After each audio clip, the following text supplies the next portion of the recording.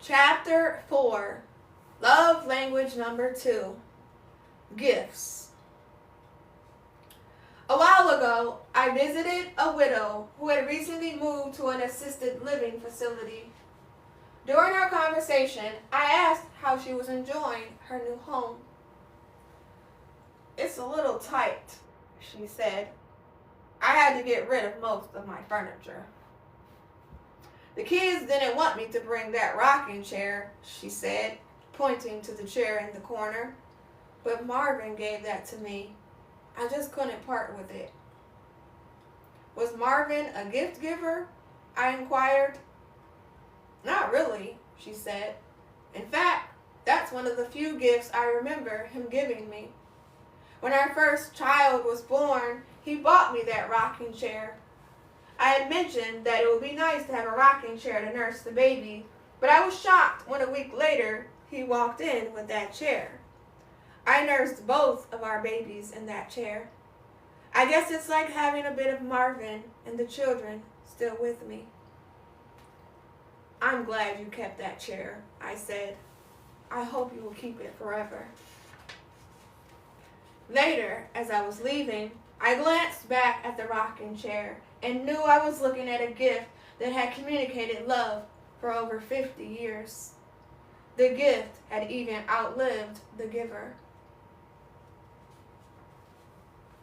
Gifts, a universal love. A gift is a tangible object that says, "I was thinking about you. I wanted you to have this. I love you." My academic background is in anthropology, the study of cultures. Anthropologists have never discovered a culture where gift giving is not an expression of love. Giving gifts is one of the fundamental universal languages of love. Some gifts only last for a few hours. Many moms will remember this gift: a dandelion picked from the yard and given to her by a child. The gift was quickly gone, but the memory has lingered for years. Other gifts, like the rocking chair, endure for a lifetime. The important thing is not the gift, but the emotional love that was communicated by the gift. The right gift is any token, big or small, that speaks this emotional love. When is a gift not a gift? The Greek word from which we get our English word gift is cherish, which means grace or an undeserved gift. A gift, by its very nature, is not payment for services rendered. When a dating partner says, "I will give you whatever if you will blank," the partner is not offering a gift, nor is he expressing love. The person is simply striking a deal. A gift is given without strings attached, or it ceases to be a gift. A gift is not a gift when it is given to smooth, ruffled feathers. Some people think that giving a gift will offset harsh words that they have spoken. Some sons were instructed by their fathers, "When you've done wrong, always give flowers. Every woman loves flowers." After a while, however, girls who receive these flowers regularly just want to throw them in the face of the guys. A gift is a gift only when given as a genuine expression of love, not as an effort to cover over past failures. Gifts are visual symbols of love. During most wedding ceremonies, the bride and groom give and receive rings. The person performing the ceremony says, "These rings are outward and visible signs of an inward and spiritual bond that unites your two hearts in love that has no end." In the original, The 5 Love Languages, I noted the significance of those words surrounding the wedding ring. This is not meaningless rhetoric. It is verbalizing a significant truth. Symbols have emotional values. Perhaps it is more graphically displayed near the end of the disintegrating marriage. When the husband or wife stops wearing the wedding ring, it is a visual sign that the marriage is in serious trouble. One husband said, "When she threw her wedding rings at me and angrily walked out the house, slamming the door behind her, I knew our marriage was in serious trouble. I didn't pick up her ring for 2 days. When I finally did, I cried uncontrollably." The rings were a symbol of what should have been, but lying in his hand and not on her finger, they were visual reminders that the marriage was falling apart. The lonely rings stirred deep emotions within the husband. Many divorced individuals can identify with these deep emotions. The gift can be any size, shape, color, or price. It may be purchased, found, or made. To the individual whose primary love language is receiving gifts, the cost of the gift really won't matter. If you can afford it, you can purchase a beautiful card for less than $5. If you cannot, you can make one for free. Just go get the paper out of the wastebasket where you work, fold it in the middle, take scissors, and cut out a heart. Write, "I love you," and sign your name. Gifts don't need to be expressive to have meaning. But I'm not a gift giver. But what about the person who says, "I'm not a gift giver. I didn't receive many gifts growing up. I never learned how to select gifts. It doesn't come naturally for me"? Congratulations, you have just made the first discovery of becoming a great lover of people. Love requires effort.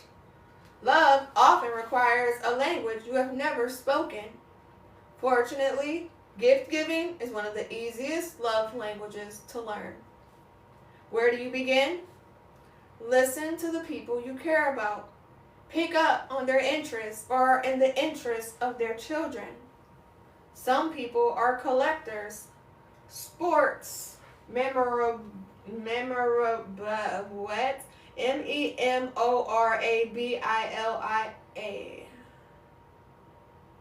vinyl records, coffee mugs from travel.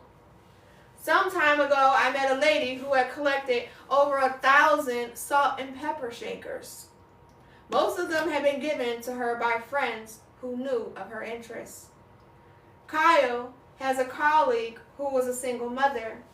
He heard her mention one day that her 12-year-old son collected baseball cards. He asked her to find out which cards he would like to have. Kyle was on a business trip and discovered a card shop near his hotel. In 5 minutes, he had located a baseball card on his list. After giving it to his associate to take to her son, he said, "You would have thought I had just given her $1 million." It takes time and the conscious choice to listen. For most of it, it also requires making a list of the ideas we hear. Otherwise, we forget them before we find the gift. Nicole used to struggle with what to do for her dad when Father's Day would roll around. A friend asked her what types of shared interests Nicole had with her dad. "We both love music. He always wants to hear about what new songs I'm listening to." Nicole decided to make a playlist for her dad filled with the songs she loved. She included a long note with the track listing and what each song meant to her. After her dad received the playlist, he told her he listened to it every day during his commute and loves every song. Now, for every Father's Day, Nicole gives her dad a new playlist. He adores them. He gets a glimpse into Nicole's world, and the music is something they can share together. People speak about what interests them or what needs they have. If we begin to listen carefully, we will pick up all kinds of clues as to what would be appropriate gifts for the people we care about. I can't accept this. In dating relationships, you must also be sensitive to the way your partner responds to gifts. Because of their cost or perceived meaning, certain types of gifts may not be readily accepted by the one you love. At a singles conference in the mountains of North Carolina, Josh approached me after a lecture on the 5 love languages with a perplexing question. I believe in all 5 love languages, but what if you try to speak a love language and your dating partner is not willing to accept it? He asked. Could you give me an example? Well, I've been dating this girl for 3 months. I'm really excited about her. Samantha's the most amazing person I've ever met. I wanted her to know how much I cared about her, so I bought her a really expensive gift. But when I gave it to her, she said, I can't accept this, Josh. I'm sorry. But I just don't feel right about it. I feel terrible. As I listened, I thought I knew why she had rejected his gift, but I wasn't sure Josh was ready to hear it. But he was willing, so I continued. Okay, I said. Here's my guess. I think the two of you have different ideas about the current level of your relationship. It is obvious to me that you are very interested in Samantha. You said that she is the most wonderful girl you've ever met. The fact that you would buy her such an expensive gift indicates how deeply you feel about her. Josh was nodding yes, so I continued. The problem is that Samantha views the relationship differently. She obviously has an interest in the relationship or she would not be dating you, but she is not as far along as you. In her mind, it is too early in the relationship to be receiving such expensive gifts. She doesn't want to give you the wrong impression.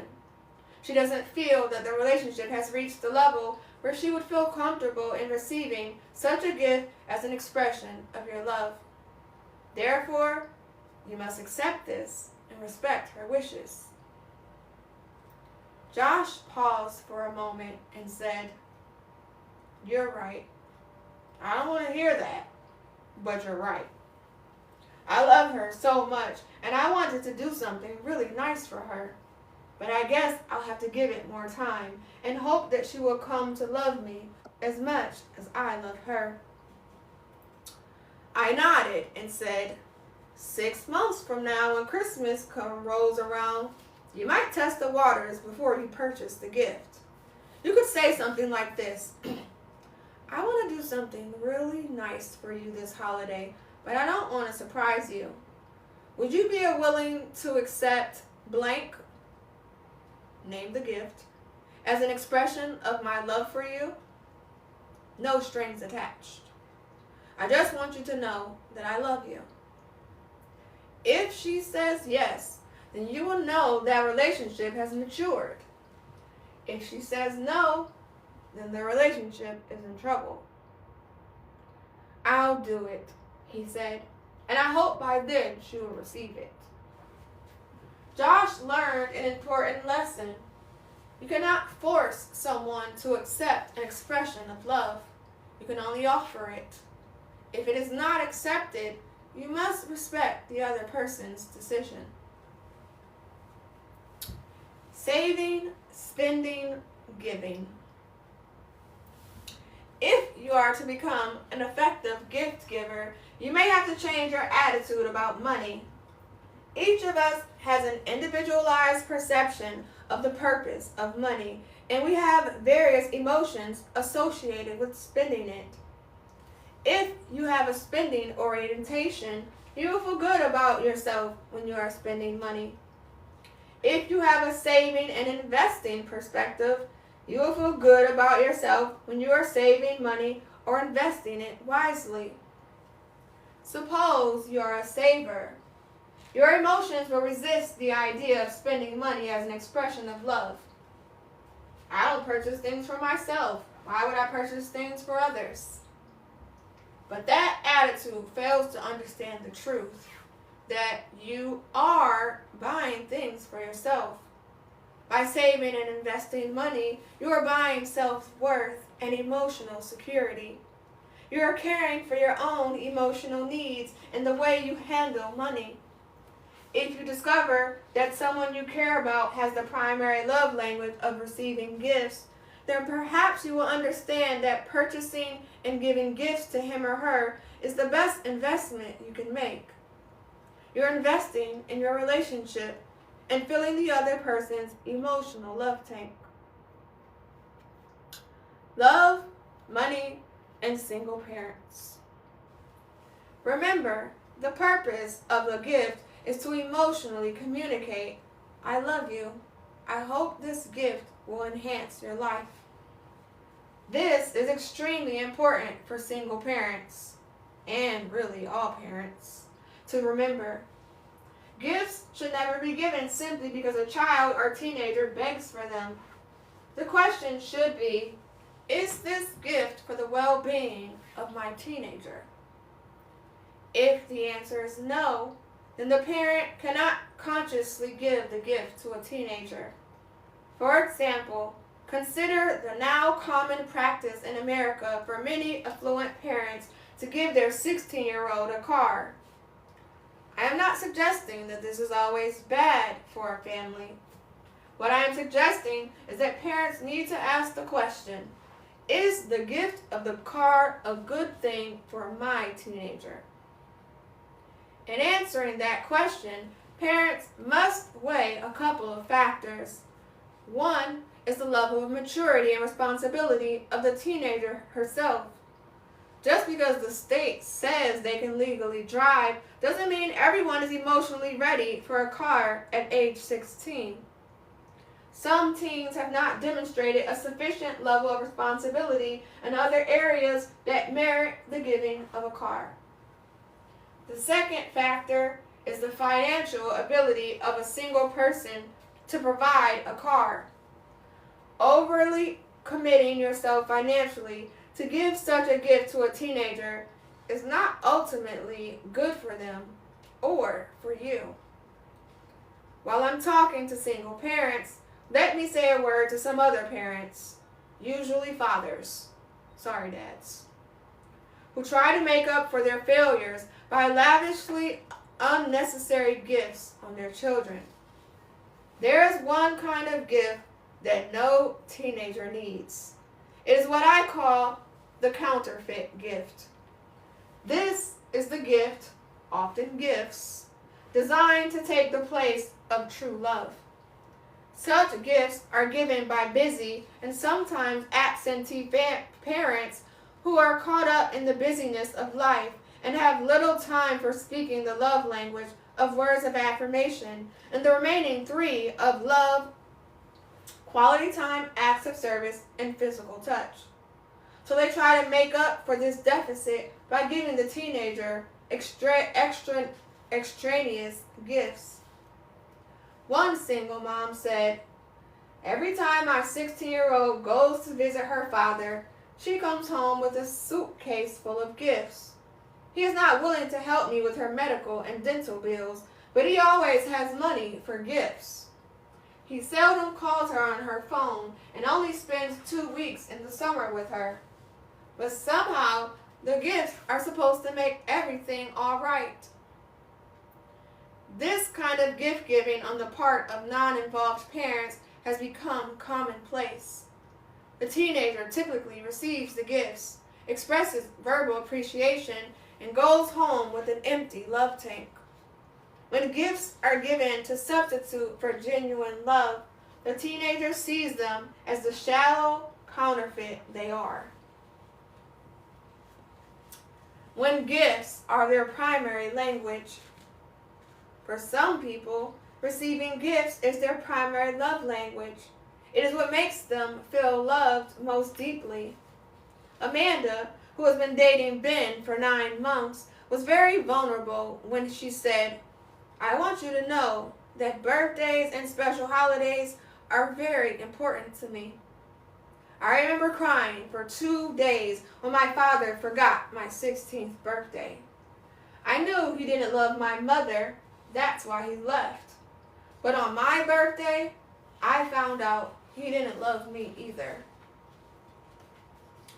If Ben had been listening, he had just discovered that Amanda's primary love language is gifts.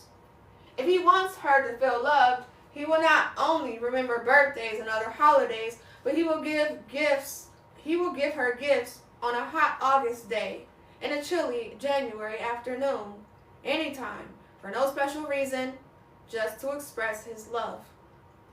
These no-string-attached gifts mean the most and have the greatest impact.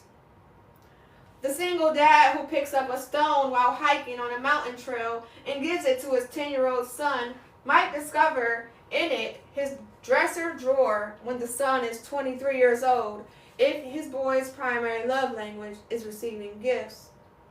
The gift says, "Dad was thinking about me." Every time he sees the stone, he thinks of his father and feels loved. Gifts need not be expensive at all. It's the thought that counts. But I remind you, it's not the thought left in your head that counts. It is the gift that came out of the thought that communicates emotional love. The love behind teddy bears. Chris had been dating Bridget for about 6 months when he made an appointment to see me. He was very straightforward about the purpose of his visit. Bridget and I have been dating for 6 months. Things are going really well. I really like her, but there's one thing that bothers me. She has at least 50 teddy bears in her bedroom. Half of them are on her bed. She sleeps with them. I could understand that if she were 6 years old, but I don't understand it now that she's 26. She even has names for most of them. It's like they are her children. This seems strange to me, and I don't know how this would work if we ever got married. I'm not into sleeping with teddy bears. So what I want to know is, am I missing something, or is this normal behavior for a 26-year-old girl? I said, if by normal you mean do all 26-year-old single women sleep in a room full of teddy bears? The answer is no. What is important, Chris, is not what a girl has in her bedroom, but the emotional significance of the things in her bedroom. I could see the question marks forming in Chris's eyes. Then this is more serious than I thought, he said. Not necessarily, I responded. Let me ask you some questions. You mentioned that Bridget had given most of the teddy bears names. Do you know where the teddy bears came from? Most of them were gifts, he said. In fact, she knows who gave her each of the bears and when. It seems that her parents have given her a teddy bear every birthday since she was a child. The rest are from family and friends and old boyfriends. I'm not sure what to think about that. I think I know what's going on, I said. It seems to me that Bridget's primary love language is gifts. Gifts speak deeply to her. What do you think is your primary love language? What makes you feel most loved? Words of affirmation, he said quickly. Maybe that's why I like Bridget so much. She's always giving me affirming words. That makes a lot of sense, I said. Now what I'm suggesting is that Bridget's primary love language is gifts. That's why she remembers who gave her each of the bears. That's why she gave them all names. That's why she keeps them in her bedroom. Every bear says, "I love you." Yeah, but those two from her boyfriends, they need to go, right? I mean, I don't want to date her and have two other guys saying, I love you every night. I laughed, but I could tell Chris was serious. Yes, I replied. If your relationship with Bridget becomes more of a long-term thing, there will be a time when those two bears need to find another home. But if you're going to continue to date Bridget, you need to fall in love with teddy bears. To insist that she get rid of the teddy bears is to insist that she spurs the love of her family. In fact, you don't want to marry a girl who turns against the love of her parents and relatives. Chris was nodding as though he understood, so I continued. You see, Chris, it's not about teddy bears to which she is attached. It's the love behind the teddy bears. I've never been much of a gift giver, Chris said. Gifts are really not very important to me. Then it will take time and effort for you to learn to speak this love language, I said. But it is essential if you want your relationship with Bridget to flourish. All of us blossom when we feel loved and wither when we do not feel loved. The reason Bridget is so positive and excited about life is that she has felt loved by the significant people in her life. You don't want to diminish that. You want to add to it. Oh, I'm going to be the greatest teddy bear lover you've ever seen, he said as he walked away with a smile. 2 months later, I met Bridget at a 4th of July celebration. Chris introduced her to me and she said, I want to thank you for the time you spent with Chris. He told me what you shared with him, and it made so much sense to me.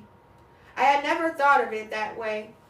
I didn't realize my primary love language was gifts, but it's really true. Incidentally, she said, holding up her hand, this is the friendship ring that Chris gave me last week. Ooh, I said, Chris is a fast learner. I don't know how fast I am, Chris said, but I know that I love Bridget and I want her to feel loved. As Chris walked away, he looked back over his shoulder and holding up 2 fingers said, 2 teddy bears are gone. I smiled and nodded. Bridget heard what he said, stopped, and turned to me saying, I gave them to the Salvation Army. Hopefully someone else will feel loved when they receive them. I gave her a thumbs up as they walked away. Chris and Bridget illustrate the kind of conflicts that arise in dating relationships when individuals do not understand love languages. Chris simply found it odd that a 26-year-old woman would have a bedroom filled with teddy bears. It seemed abnormal to him. However, when he understood that receiving gifts is one of the 5 primary love languages and that teddy bears were gifts from significant people in her life, it all made sense to him. Please don't hear me saying that you speak only the primary love language for the people you care for. Love can be expressed and received in all 5 languages. However, if you don't speak a person's primary love language, that person will not feel loved, even though you may be speaking the other 4. Once you are speaking his or her primary love language fluently, then you can sprinkle in the other 4, and they will be like icing on the cake. Things to think about. Number 1, to what degree was the love language of gifts spoken by parents to you and to each other? Number 2, how often do you give gifts to those you love and care for? Number 3, what is the last gift you gave and to whom did you give it? Number 4, Do you find speaking the love language of gifts difficult, or does it come naturally for you? Why? Number 5. In your conversations with others, do you consciously listen for gift ideas? Would keeping a gift list in your notebook be helpful for you? And number 6.